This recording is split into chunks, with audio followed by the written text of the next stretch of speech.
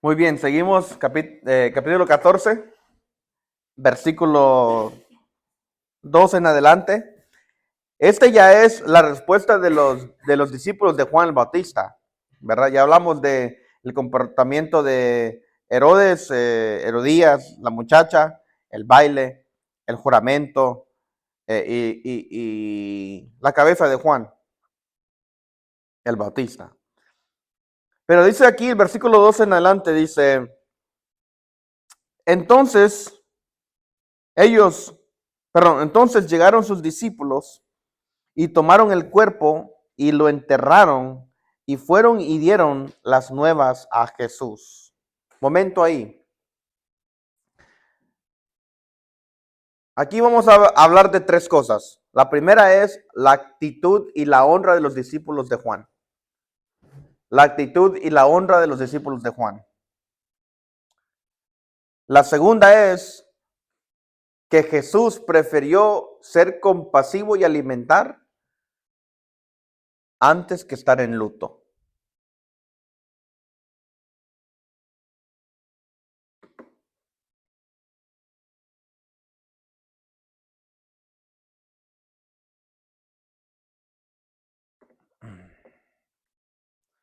Muy bien.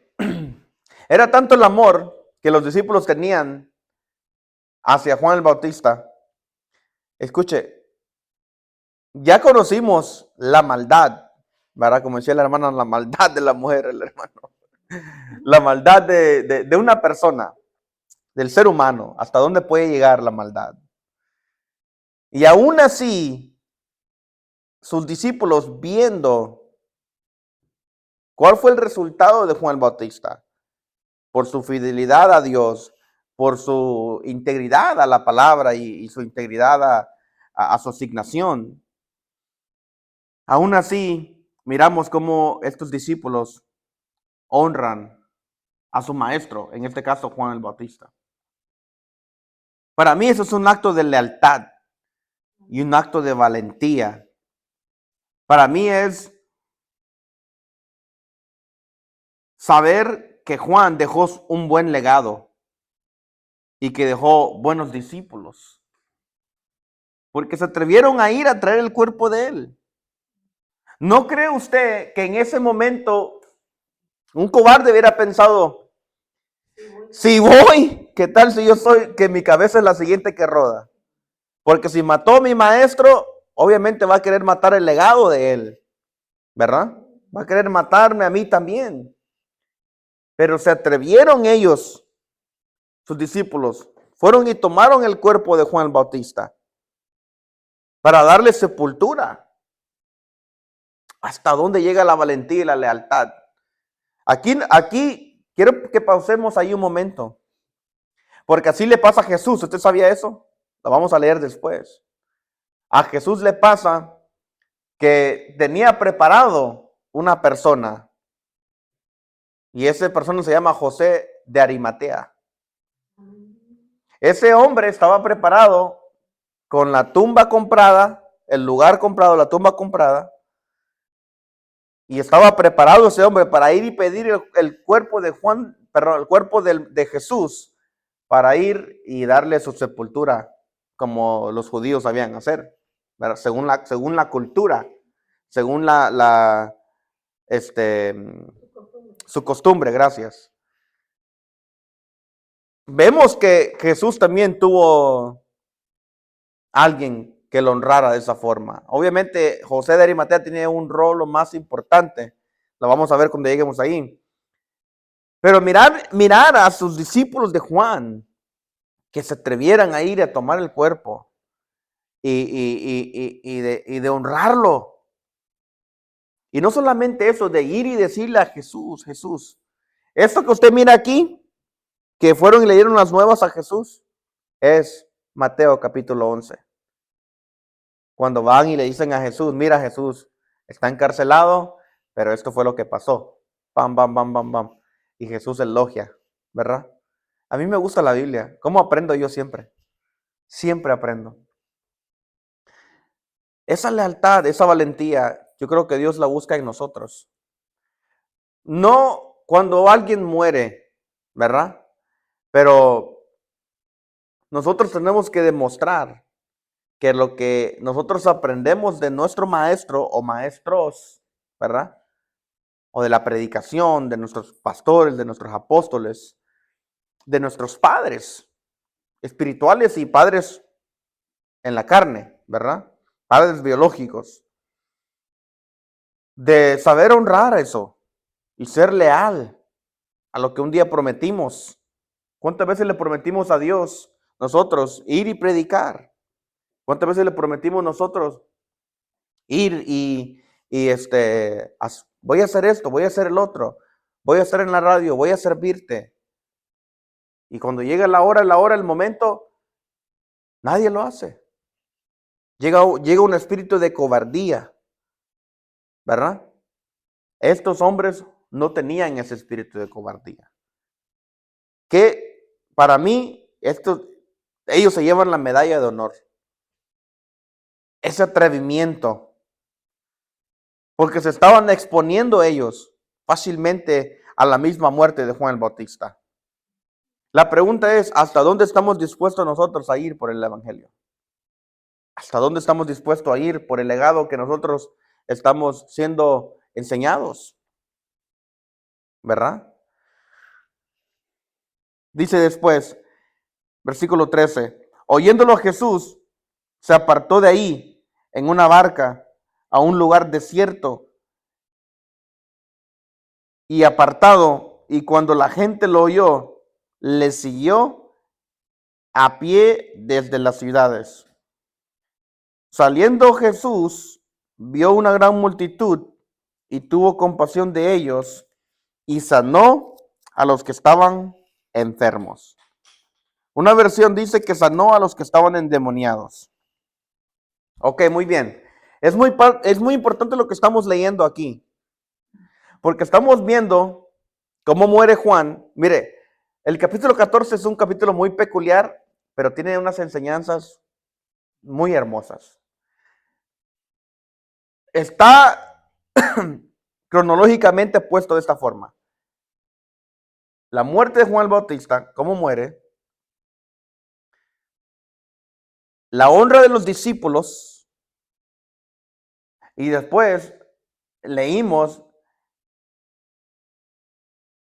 la reacción de Jesús cuando Jesús escucha estas noticias, ¿verdad? Aparte de que vimos que lo elogió en el Mateo 11, aquí miramos a un Jesús diferente. ¿Por qué? Porque dice la Biblia en el versículo 13 que Jesús se apartó de ahí en una barca y fue a un lugar desértico. O sea que quiere decir que él quería estar solo. Quiere decir que él quería llorar a Juan, literalmente. Lo que se está refiriendo la Biblia aquí es que Jesús quería estar en luto. Escuche lo que le voy a decir porque esto es muy súper importante. Jesús quería tomar un descanso, prácticamente. Estamos hablando de que el hombre que hizo el camino para él, el hombre que abrió el camino, el hombre que lo bautizó y que por causa de ese bautizo descendió la voz del Padre y dijo, este es mi Hijo amado en el cual tengo complacencia. Y estamos hablando de que el hombre que dio su vida literalmente para que Jesús pudiera agarrar esta fama y poder hacer lo que él vino a hacer, había muerto. Y ahora Jesús quería honrarlo a él, porque en la ley estaba escrito que sí podía estar de luto, sí podía llorar. De hecho, tenía que llorar, tenía que de alguna forma desahogarse, tomar un descanso, estar solo. Y eso es lo que él, cuando dice la Biblia que él estaba en un lugar desértico, o que se fue a un lugar desértico, es como quien dice, bueno, queridos amigos, por favor, no me llamen al teléfono, no me manden mensajes, no me vengan a buscar a la casa. No pregunten por mí, porque estoy de luto y quiero llorar a mi gran amigo. quiero llorar a aquel que me abrió el camino. Y él se apartó. Pero ¿sabe qué es lo que pasa? Lo interesante. Mire, la gente miró que Jesús estaba subiéndose en la barca y él quería salir y quería estar solo. Dice la Biblia que la gente lo siguió a pie. O sea, para que usted se lo pueda imaginar, póngale que está en Lake Bob Sandling, en el lago, ¿verdad? Y póngale que usted mira que Jesús se sube en la barca y que él arranca y se va, pero que usted sigue a Jesús por la orilla. Eso es lo que le quiero que usted se lo imagine, porque así yo me lo imaginé. Jesús se sube en la barca, se sale, se va, quiere ir y quiere estar de luto, quiere llorar a su gran amigo, quiere orar por su alma, quiere estar solo. Pero la gente por la orilla va y sigue a Jesús, lo sigue, hasta que llegamos al versículo 14. Y saliendo Jesús, cuando sale de la barca, vio una gran multitud y tuvo compasión de ellos y sanó a los que de ellos estaban enfermos. Diga conmigo, no hay tiempo para descansar. Una vez aquí el maestro nos está enseñando que está bien estar en luto. De hecho, la Biblia dice que es mejor estar en la casa de luto que estar en la casa de banquete. ¿Por qué? Porque en la casa de luto ¿usted nunca ha estado en un velorio? ¿No? Bueno, a veces es importante ir. ¿Sabe por qué? Porque en los velorios, lo único que uno piensa, no sé si me pasa solamente a mí, me voy a confesar si es que solamente me pasa a mí, pero lo único que yo pienso cuando estoy en el velorio o en un velorio, ¿cómo está mi vida con Dios? Si yo hoy, mañana, muero, ¿a dónde iría yo? ¿Verdad? Pero en un velorio es diferente porque la atmósfera es diferente. Es distinto.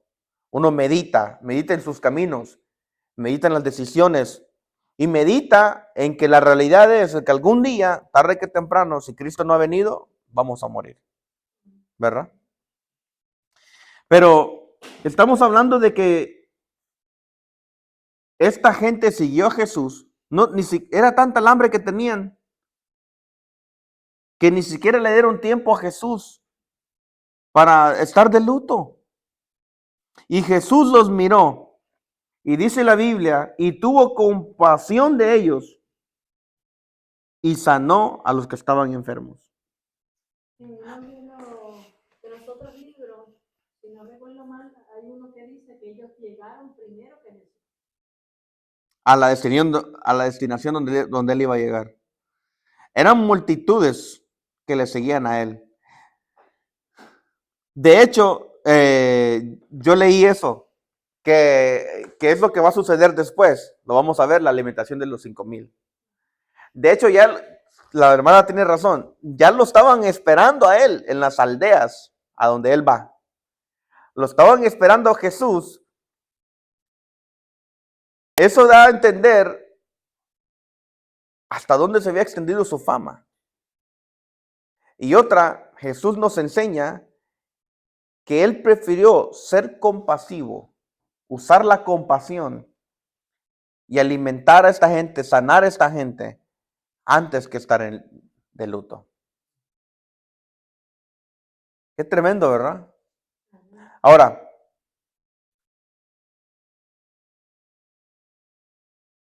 para Jesús, las tensiones estaban muy fuertes. Porque se había muerto Juan el Bautista, ¿quién seguía? Seguía él. Él era el siguiente, ¿verdad? Aunque las tensiones estaban fuertes, para Jesús había un trabajo que hacer. Había una asignación que cumplir. Me parece ver a mí, solamente quiero pensar yo en mi humanidad. En Mateo, escriba esto, Mateo 8, versículo 18 al 22, hay un relato muy importante que quiero pensar yo, quiero creer que le cruzó por la cabeza a Jesús. Mateo 8, 18 al 22. Cuando la gente viene y Jesús mira que van de pie, y como dice la hermana, algunos llegaron antes que él. Está en Marcos 6:33. Marcos 6:33. Está el relato donde esta gente llega antes que Jesús a estas aldeas, a donde van es a la alimentación de los 5,000. ¿Se acuerdan aquel momento cuando la gente venían unos y le decían, maestro, quiero seguirte? Y le dijo, no, porque el Hijo del Hombre no tiene dónde rescotar su cabeza, y las zorras tienen cuevas, tienen guadiras, tienen lugar donde esconderse, y el Hijo del Hombre no. Pero a uno de ellos vino y le dijo, mira, déjame seguirte, pero primero déjame que entierre a mis padres. No es que estaba en pleno de velorio, ya lo explicamos. Pero ¿qué es lo que le responde Jesús? Jesús le dije, deja que los muertos entierren a los muertos. Me parece ver a un Jesús que está siendo un ejemplo a seguir. No que los discípulos de Juan estaban muertos espiritualmente, pero sino que también, bueno, ya pasó, lo siento mucho, me dolió, para él no fue una pérdida, porque obviamente sabemos que fue un gran hombre, pero hay que avanzar, hay que seguir avanzando. Tenemos una asignación que hacer, un trabajo que hacer, y esta gente necesita de lo que hay en mí. Entonces, esto es porque es fácil decirlo de este ángulo. Por ejemplo, ahorita yo le puedo decir, hermano, hay que ser como Jesús. Jesús prefirió ser compasivo y alimentar y hacer la obra de Dios antes que estar en luto. Quiero creer que estuvo un momento en luto. Quiero creer que tuvo un tiempo, ¿verdad? No todo el tiempo que él quería, pero tuvo un tiempito. Y fácilmente cualquier persona le puede decir, hermano, no se tome su descanso, hay que seguir, hay que avanzar. Es fácil decirlo de este ángulo, porque ahorita yo no estoy en luto, yo no estoy en pleno velorio, nadie ha muerto cercano, pero es más difícil vivirlo cuando esté pasando en ese momento, ¿verdad? Vivirlo y saber que hay que avanzar, hay que avanzar. Digo, me parece ver aquí a un Jesús decir, bueno, un día yo le dije, dejen que los muertos entierren a los muertos, diciendo, yo necesito avanzar. Hay que ver que Jesús está siendo un ejemplo a seguir. Porque fácilmente pudo haber de alguna forma ido a otro lugar y no tener que tratar con nadie. Pero dice la Biblia que él sanó a enfermos. Una versión dice que él estuvo liberando endemoniados, literalmente.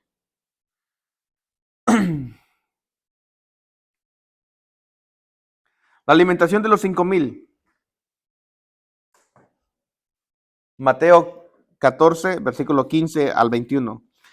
Cuando anochecía, se acercaron a él sus discípulos diciendo, el lugar es desierto y la hora ya pasada. Despide a la multitud para que ya vayan por las aldeas y compren de comer. Jesús le dijo, no tienen necesidad de irse, dadle vosotros de comer. Y ellos dijeron, no tenemos aquí 5 panes, sino 5 panes y 2 peces. Él les dijo, traédmelos acá. Entonces mandó a la gente recostarse sobre la hierba y tomando los 5 panes y los 2 peces y levantando los ojos al cielo, bendijo y partió y dio los panes a los discípulos y los discípulos a la multitud, y comieron todos y se saciaron y recogieron lo que sobró de los pedazos, 12 cestas llenas. Y los que comieron fueron como 5,000 hombres, sin contar las mujeres y los niños. Fácilmente casi 20,000 personas. Fácilmente. ¿Verdad? Póngale, hombre y mujer, matrimonio, son 10,000, más 2 niños por persona, casi 20,000, o sea, cerca por ahí. Un montón, una multitud grande que lo seguía, como leímos anteriormente, en esa ocasión, a pie, 20,000. ¿Usted sabe lo que es? 20,000 personas, es como otro éxodo. 20,000 personas siguiéndolo por la orilla mientras él quería estar en luto, pero vio la necesidad de ellos y tuvo compasión y dijo, bueno, ya lloré, ya oré, ya descansé, cobré fuerzas. En algún momento seguramente se iba a encontrar con el Bautista ahí arriba, ¿verdad? Y aquí estamos en la limitación de los 5,000. Pero miramos a Jesús un poco molesto, porque acabamos de ver de que Jesús ahorita viene con un carácter, como quien dice, nunca ha estado enojado, y llega a su casa y como que ese enojo, por ejemplo, el enojo que usted trajo del trabajo, de repente usted llega y le preguntan, ¿qué te pasa? ¿Por qué estás enojado? ¿O por qué estás actuando así? ¿O por qué esa actitud? ¿Por qué esa cara? No, lo que pasa es que aquí y acá. Me parece ver a Jesús tratando, ¿verdad? Porque acuérdense que era ser humano, tratando, diciendo, oh, acabo de perder a mi mejor amigo. O sea, se acaba de ir, no era una pérdida, una forma de decirlo. Acabo de perder a mi mejor amigo, pero todavía estoy tratando con mis discípulos. No entienden el poder que hay en ellos, la autoridad que hay en ellos. Esta gente tiene hambre, me siguieron a pie de un lugar a otro. 20,000 personas, 5,000, 15,000, póngale el número que usted quiera. Y ellos pidieron a comer. Y los discípulos le dijeron a Jesús, ¿sabes qué? ¿Por qué no los despides? ¿Por qué no los mandas a su casa? Que miren cómo se la arreglen. Y Jesús le dijo, no tienen necesidad ellos de irse. Porque sabía Jesús que ellos estaban ahí por él. Por el poder que había en él. Jesús quería ver en sus discípulos cuál era su reacción. Lo que le tuvieron que haber dicho es, maestro, ¿qué podemos hacer para que ellos puedan ser alimentados? No, le dijeron, no tenemos, solamente 5 panes, perdón, 5 peces, 2 panes, o al revés, siempre 5 panes, 2 peces. Y Jesús le dijo, eso es suficiente, tráigamelos para acá. ¿Qué es lo que hace Jesús? Los bendice y lo parte, pum, y lo parte y se va multiplicando. Quiero creer que la única forma en cómo se puede multiplicar eso es que cada vez cada vez que partían, se tenía que multiplicar. Tenía que aparecer otro, agarrar ese, partirlo, aparecía otro y era infinito, ¿verdad? Al momento que sobraron 12 cestas, 12 canastas llenas. Yo me pregunto, ¿de dónde también salieron las 12 canastas? Porque si ellos iban a oír a Jesús, no van a andar con una canasta. Según lo que dice la historia, es que en estas aldeas alrededor habían panaderías, habían lugares donde tenían el pan, pero no el pan para 20,000 personas o para esa cantidad. La harina, no había la harina, no había el aceite para esa cantidad. Pero seguramente algo Jesús quería enseñarle a ellos. Yo creo que Jesús aquí está viendo a unos discípulos que todavía no entendían cuál era el poder que habitaba en Jesús, o cuál era el poder que Jesús quería dejarles a ellos o a nosotros como legado, ¿verdad? Porque muchas de las veces nosotros somos esas personas que lo creemos todo, lo decimos todo, pero la hora es la hora, no, Es la verdad. no hay acción, hay duda, nos echamos para atrás. Para los discípulos, todo estaba fuera de control, pero para Jesús, nada estaba fuera de control. Amén.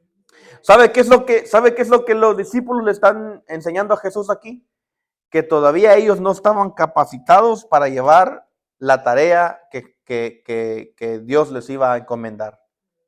Todavía no estaban capacitados ellos para hacer la obra del Padre en la tierra. Eso es lo que Jesús les estaba demostrando, y lo vamos a ver aquí cuando en la siguiente historia, con la ayuda de Dios. Para los discípulos, esto era una crisis. Tienen hambre, te siguieron, se esforzaron, un lugar desértico, aldea, no es suficiente para todos. Hay una crisis, aquí va a haber problema. Aquí se va a pelear por un pan, se va a pelear por un pez. Pero para Jesús no había tal cosa como una crisis. No había tal cosa como que si algo estuviera fuera de control. No, nada estaba fuera de control y nada estaba en crisis, según Jesús, según el maestro. Lo que Jesús estaba viendo es, necesito hacer algo para que ellos puedan capacitarse más y puedan creer que yo soy el Cristo, que tengo el poder. El hombre estaba saliendo de luto. Ellos escucharon la muerte de Juan el Bautista. Era para que también estuvieran, como quien dice ahí, con emociones mixteadas, ¿verdad? Diciendo, man, qué difícil. Pero hay un pueblo que tiene hambre, hay que darle de alimentar, hay que darle de comer. Y vienen a Jesús y vienen con una queja y vienen diciéndole, ¿sabes qué? Diles que se vayan. Diciéndole, es imposible que esto suceda. A Jesús. Y él, después de haberles enseñado una y otra vez, haberles enseñado el poder, la autoridad que había en ellos, que él les había otorgado. Lo que él quería escuchar en ese momento es, ¿qué podemos hacer? ¿En qué te podemos ayudar? ¿En qué podemos ayudar? Hay uno que trae 5 panes, 2 peces. Bueno, tráiganos aquí, vamos a traerlo al maestro, vamos a orar para que esto se multiplique. Esa era la fe que Jesús buscaba en ellos. Ahora vamos a ver cómo Jesús provoca la fe en ellos. ¿Lo quieren leer? Vamos a leerlo. Versículo 22 al 33. Dice, enseguida Jesús hizo a sus discípulos, diga conmigo, Jesús forzó, Jesús obligó. En en griego, esa palabra es anakazo, que quiere decir obligar o forzar. La palabra hizo. Enseguida Jesús hizo a sus discípulos entrar en la barca e ir delante de él a la otra ribera, entre tanto que él despedía a la multitud. Despedida la multitud, subió al monte a orar aparte, y cuando llegó la medianoche, estaba allí solo. Y ya la barca estaba en medio del mar, azotada por las olas, porque el viento era contrario. Mas a la 4ª vigilia de la noche, Jesús vino a ellos andando sobre el mar. Y los discípulos, viéndole andar sobre el mar, se turbaron diciendo, un fantasma, y dieron voces de miedo. Pero enseguida Jesús les habló diciendo, tened ánimo, yo soy, no temáis. Entonces le respondió Pedro y dijo, Señor, si eres tú, manda que yo vaya a ti sobre las aguas. Y él dijo, ven. Y descendiendo Pedro de la barca, andaba sobre las aguas para ir a Jesús. Pero al ver el fuerte viento, tuvo miedo y comenzando a hundirse, dio voces diciendo, Señor, sálvame. Al momento Jesús extendió la mano, asió de él y le dijo, hombre de poca fe, ¿por qué dudaste? Y cuando ellos subieron en la barca, se calmó el viento. Entonces los que estaban en la barca vinieron y le adoraron diciendo, de verdaderamente eres Hijo de Dios. Eso es importante, importantísimo. Estamos hablando de que Jesús, vamos a ir para atrás. Hay que ir para atrás porque el contexto es importante. Jesús viene de salir de un luto porque quiere llorar, ¿verdad? No tiene nada de malo llorar por un ser querido que amas y que perdiste.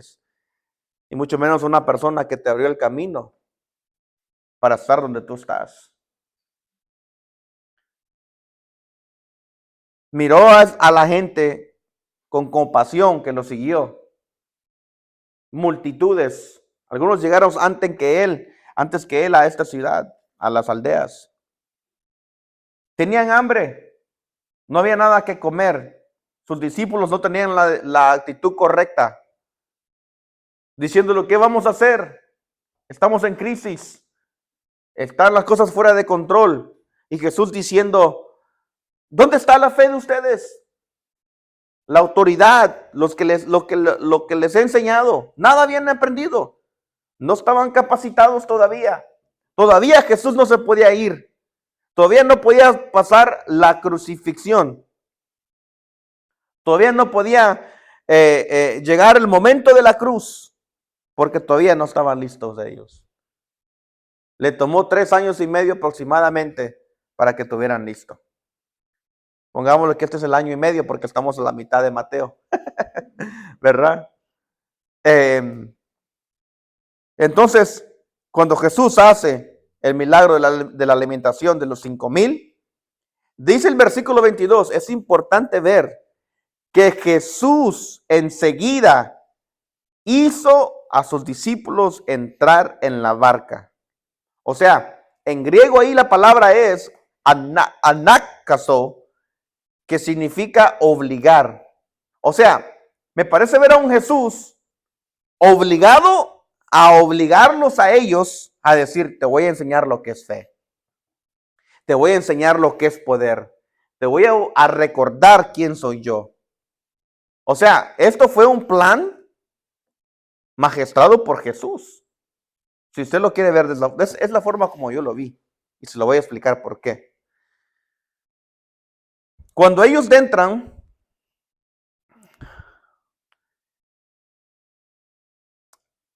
a este escenario, ellos entran solos. Jesús no está con ellos.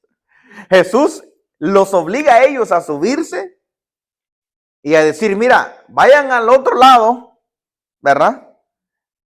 Yo me voy a despedir de ellos y voy a llegar. Yo creo que estaban tan asustados de la acción de que Él los obligó que ni siquiera cuestionaron, ¿y cómo vas a llegar allá? ¿Verdad? Imagínense si hubiera estado escrito que alguien lo cuestionó, Pedro o alguien, ¿verdad? Eso fuera otra historia. Pero yo creo que, ¿verdad? Como cuando un padre se enoja con su hijo y le dice, te estoy hablando en serio, te estoy diciendo ahora, no estoy jugando.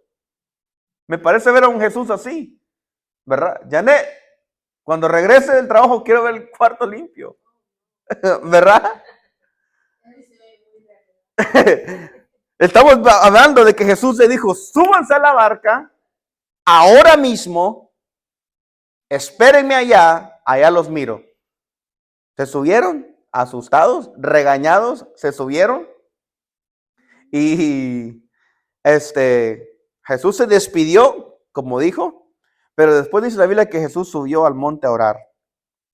Y ahí estuvo hasta la noche orando. Estamos hablando del momento Una de las predicaciones muy conocidas, que es cuando Pedro camina sobre las aguas y Jesús, ¿verdad? Lo que nos dice la historia es que cuando ellos estaban en la barca, dice que la barca estaba siendo azotada por olas. O sea, como que había una tormenta, ¿verdad? En griego, la palabra azotar es la palabra basanizo, que significa endemoniada. O sea que las olas o la tormenta era una tormenta causada por demonios.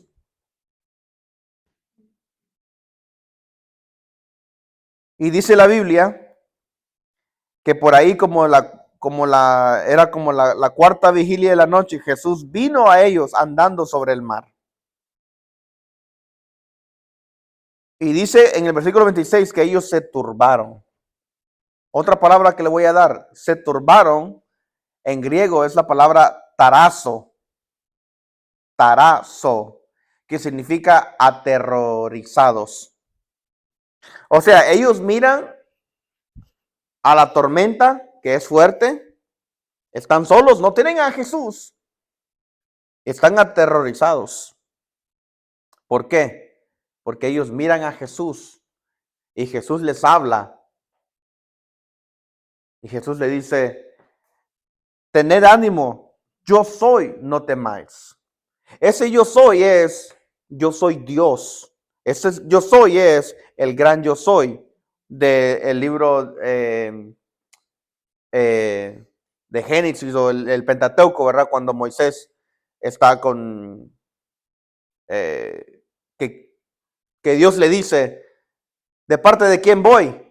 Al faraón. Bueno, dile que el yo soy te mando. Jesús le está diciendo a ellos, ese soy yo. Yo soy el Dios eterno, el verdadero. No hay otro antes de mí ni después de mí. Yo soy. Soy el Olam. Soy Elohim. Soy el eterno. Eso es lo que Jesús le está dando a entender a ellos. Dice la Biblia que que Pedro le pide a él, le dice, sí, Señor, si eres tú, manda que yo vaya sobre las aguas. Qué atrevido, ¿verdad? Y Jesús le dice, ven. Cuando Pedro va, dice la Biblia que Pedro al ver el fuerte viento tuvo miedo y comenzando a hundirse, dio voces diciendo, Señor, sálvame. Aquí estamos viendo a que los discípulos están siendo probados una vez más, porque Jesús los envía y los envía sin él. Le voy a explicar por qué. La primera vez, ¿usted se acuerda la primera vez que ellos tuvieron un encuentro similar? En el libro de Mateo capítulo 8, cuando Jesús va a la ciudad de Gadara, donde están los endemoniados, el endemoniado, pero en Mateo leímos que eran dos endemoniados. ¿Se acuerdan? En Mateo leímos que eran dos endemoniados gadarenos. Eran gemelos, no sé, no lo dice la Biblia, pero eran dos. Pero leímos que en ese momento, cuando están en la barca con Jesús y está la tormenta, que habíamos dicho que esa tormenta se cree que había sido provocada por los demonios de Gadara, ¿va? Por ese principado, esa región. Jesús está en la barca, pero Jesús está acostado, está durmiendo, y dice otra versión que Jesús está en la popa, en el lugar de atrás, en el lugar donde está el balance, que eso tiene mucho significado. Es ahí donde lo despiertan y le dicen, maestro, levántate porque perecemos. Y Jesús le dice, hombres de poca fe. ¿Por qué? Porque cuando Jesús manda a callar y a enmudecer al viento, al mar y a la tormenta, ¿qué es la pregunta que ellos se hacen? Ellos dicen esto, ¿qué hombre es este que aún los vientos y el mar le obedecen? Eso es lo que ellos dijeron en aquel capítulo 8. En el capítulo 14 no está Jesús, solamente, o sea, en la barca. Después, cuando ellos se encuentran en este revolú, en esta tormenta, viene Jesús a su encuentro porque estaba orando. Dice la Biblia en Marcos 6:45 en adelante, que Jesús había visto cómo ellos estaban remando y estaban cansados. Estamos hablando de que ellos están en el mar, en la tormenta, queriendo avanzar, avanzar, avanzar, avanzar, pero no llegan al otro lado, pero que Jesús está en el monte allá orando y que a la misma vez los está viendo a ellos desde allá, va, porque es Dios, los está viendo a ellos desde allá, que están remando y no pueden llegar, no pueden llegar, no pueden llegar. Se cree que estuvieron aproximadamente entre 2 a 4 horas remando, remando, remando, remando, remando, sin poder llegar a un lugar, porque era una tormenta fuerte, ¿verdad? ¿Qué mar era este? ¿El mar de Galilea? No lo dice esta versión, no lo dice esta versión, por lo menos Mateo no lo dice, no lo leí en Marcos o en Juan, pero lo vamos a averiguar. Lo interesante de esto es que podemos ver a unos discípulos que después de que miran con sus ojos, miran de que Pedro se atreve, ¿verdad? Eso es un acto de fe. Sin embargo, Jesús le dice, hombre de poca fe. Se atreve a decir, si eres tú, manda que vaya yo. Y Jesús le dice, ven. Pero él, al ver la tormenta, las aguas, me parece ver que por ahí tal vez se le flashó o se le vio el principado, el demonio. Porque según lo que dice en griego, que las olas estaban siendo causadas por demonios. Como quien dice, en este caso, Jesús permitió que ellos fueran atribulados en esta barca para lo que iba a pasar. Jesús estaba queriendo probarlos a ellos, porque estaba cansado, ya necesitaba discípulos maduros, ya necesitaba apóstoles que no solamente quisieran cargar el título, soy apóstol, soy diácono, soy pastor, soy evangelista, soy maestro, soy salmista, soy servidor, soy ujier, soy aquí, soy allá. No. Cuando viene la hora de la prueba, vamos a ver si ese título tiene algún peso. Esa es la verdad. Estos eran discípulos de Jesús, apóstoles que iban a llevar el legado del maestro y que ya era tiempo de que ellos maduraran. ¿Cómo supo Jesús que sí habían alcanzado ellos algún nivel de maduración? En la respuesta de ellos.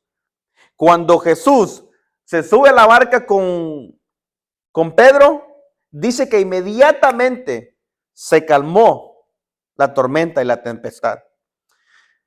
Esto es muy interesante. Mire, en el versículo 32, la palabra calmó, en griego es la palabra copazo. Esa palabra significa que se cansó, se fatigó o se agotó en presencia de su amo. Es como quien dice que el demonio se cansó de pelear, se fatigó de hacerle la pelea a los discípulos y se agotó en presencia de Jesús. Se agotó, se cansó. Se cansó. Estamos hablando de que cuando sucede esto, cuando ellos suben a la barca, Jesús y Pedro, cuando suben a la barca, se calma. O sea, dijeron, por decir así, los demonios dijeron, estoy cansado. Se acabó. Pero mire lo que sucede. En el versículo 33 dice, entonces los que estaban en la barca vinieron y le adoraron diciendo, verdaderamente eres hijo de Dios. ¿Qué respuesta diferente a la primera ocasión? Cuando van a Gadara, ellos dicen en el capítulo 8, ¿qué hombre es este que aún los vientos y el mar le obedecen? En esta oportunidad, ellos dijeron, wow, verdaderamente este es hijo de Dios. Ahí, con esa respuesta, Jesús dijo, ok, vamos avanzando, vamos bien, porque ahora ya no están cuestionando quién soy yo, qué hombre, qué es este que los vientos le hacen caso y le obedecen. No, Jesús dice, vamos bien, vamos bien. Estaba medio irritado, pero bueno, ok, muy bien. Están reconociéndome a mí como el Hijo de Dios. Eso es lo que ellos dicen. Verdaderamente eres Hijo de Dios. Es ahí donde hizo el clic, diciendo, ok. Pensé que los había perdido por un momento, pero dentro de ellos todavía está esa semilla, está esa esperanza, está esa fe. Son mis apóstoles, son mis discípulos, son los que van a llevar mi legado. Quiero decirle que esas son las palabras que Dios anda buscando de nosotros. Anda buscando esas palabras que nosotros podamos decir en medio de la tormenta, en medio de cualquier situación, verdaderamente Dios me ama. ¿Sabe que cuando nosotros pasamos la situación con mi esposa y el niño, en el momento que el niño todavía estaba enfermo, pero en el momento que yo iba en la ambulancia y el niño y los enfermeros, pero en ese momento, una hora después, porque eran 2 horas de viaje en la ambulancia, en ese momento que Dios me habla y me dice, te toca, yo ahí dije, ok, verdaderamente Dios me ama. Porque yo solamente quería una palabra, solamente quería una respuesta de parte de Dios. Y cuando Dios me habla y después se conecta otra palabra, me parece ver que esta copa no es la mía, es la tuya, tómatela, me parece ver aquí, y todo conectándose, yo dije, no, Dios me ama. Estoy pasando por una tormenta, estoy siendo atribulado, estoy siendo sacudido, pero verdaderamente Dios me ama porque Dios tiene una palabra, tiene una respuesta para mí. Eso es lo que Dios quiere escuchar de nosotros. Wow, Señor, gracias, porque verdaderamente tú me amas. Verdaderamente soy tu hijo. Verdaderamente tú me escogiste. Verdaderamente tú me hablaste. Verdaderamente tú no eres hombre para mentir, ni hijo de hombre para arrepentirte. Eso es lo que Dios quiere escuchar de nuestra boca en medio de la situación. No lo opuesto como lo dijeron en el capítulo 8. ¿Qué hombre es este? No habían reconocido a Jesús todavía como el Mesías, como el Hijo de Dios.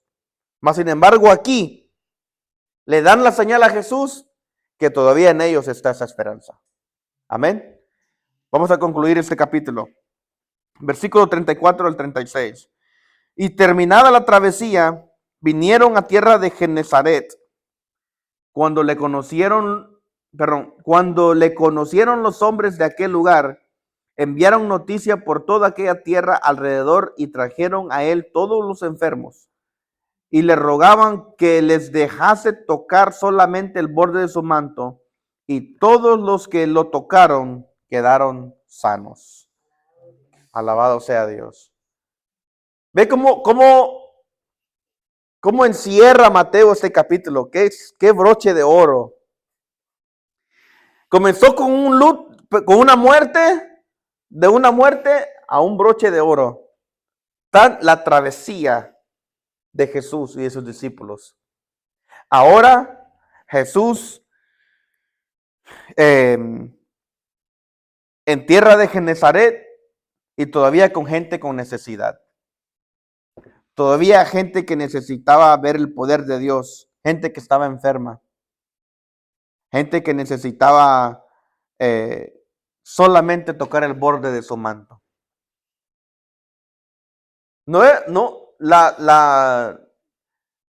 La mujer que quería tocar el borde de su manto no era la única. Estos también.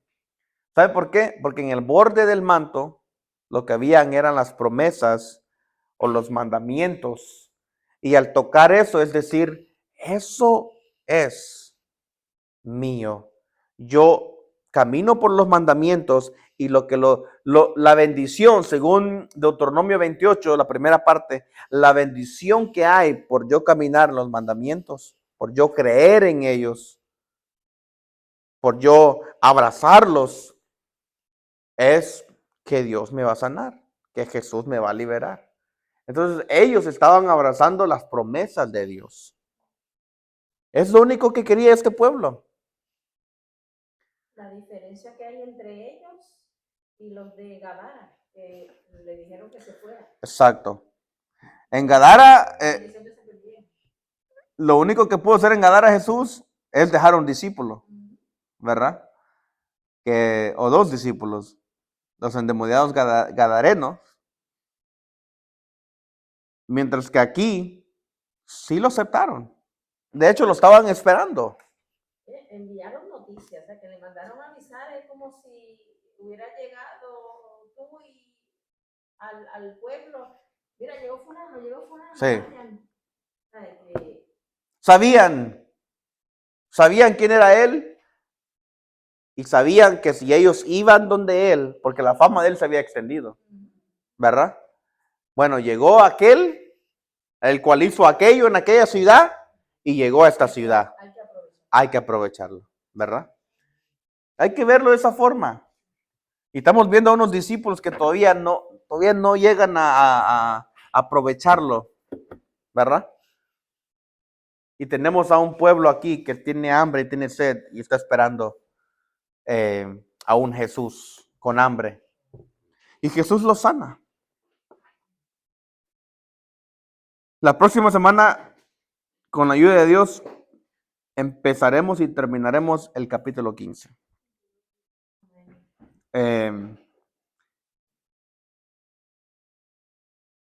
Es un capítulo también que hay que leerlo, estudiarlo y aprender mucho de ahí. Amén. Los esperamos el próximo lunes. Aquí estaremos. Gracias por estar aquí en el Instituto Bíblico. Y vamos a orar antes de ser despedidos. Y vamos a orar por aquellos que están enfermos, que no pudieron llegar el día de hoy.